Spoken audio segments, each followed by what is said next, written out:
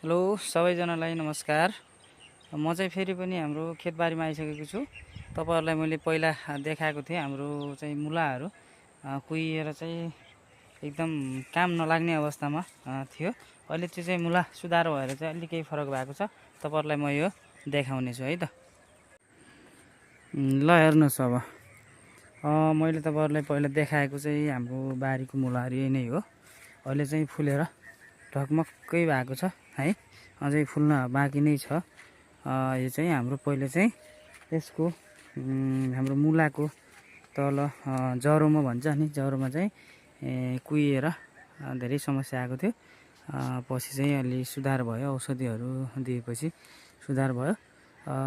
पहिले चाहिँ हेर्नुहोस् त कति सानो थियो, अहिले चाहिँ फुलेर चाहिँ ढकमक्क भइसक्यो है। जुन फुलेको ठाउँ छ यो सबै हाम्रो यतातिर र प्रायः सो मुला खेतीहरू गहुँ खेतीहरू हुन्छ हाम्रो यो है। यता चाहिँ हाम्रो हो, यो तलतिर पर्छ, हाम्रो खेतभन्दा तलतिर। यो चाहिँ हाम्रो चाहिँ माथितिर पर्छ, एउटा खुला छ।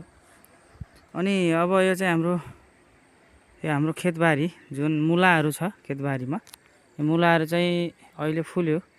अब पुरै फुलेर भ्याएको छैन। अब फुलिसकेपछि सबै फुलिसकेपछि यसमा चाहिँ गेरा लाग्ने भन्ने हुन्छ नि, त्यसमा चाहिँ बीज लाग्छ। त्यो बीज चाहिँ हाम्रो यो उसको वैशाखको पहिलो हप्ता र चैतको लास्टतिर चाहिँ हाम्रो यो चाहिँ तयार हुन्छ र हामी यसलाई चाहिँ काटेर त्यो फेरि 2-4 दिनसम्म सुकाएर अनि मेसिनमा राखेर, कसैले चाहिँ मेसिनमा राख्ने भन्ने हुन्छ भने कसैले चाहिँ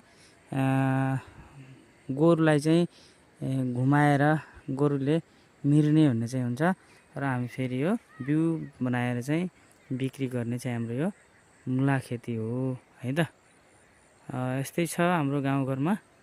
माथितिरको हाम्रो गाउँघर भयो, यता देखेको चाहिँ हरियो घर मेरो घर हो, अनि यतातिरको हाम्रो चाहिँ गाउँ हो है त। ल यस्तै भिडियोहरू तपाईहरुलाई म देखाउने छु, अर्गानिक भिडियोहरू।